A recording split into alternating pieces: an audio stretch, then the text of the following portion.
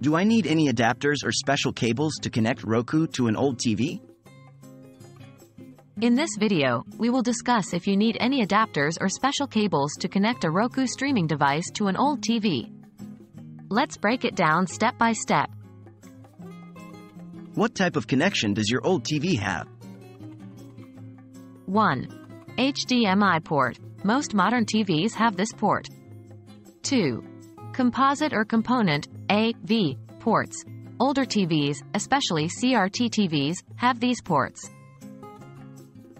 Does your Roku device have the right output for your TV? 1. HDMI output. Roku Express, Roku Streaming Stick, Roku Premiere, Roku Ultra 2. Composite output, AV, Roku Express Plus, older models. What if my TV has an HDMI port?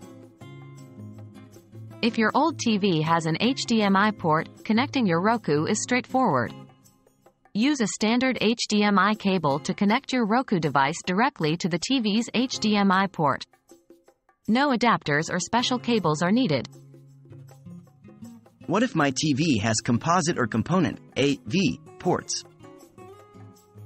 If your old TV has composite or component, AV, ports, and your Roku device only has an HDMI output, you will need an HDMI to composite or HDMI to component converter.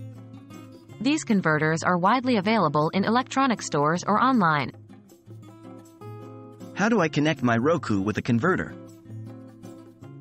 1. Connect the HDMI cable from the Roku device to the input of the converter. 2.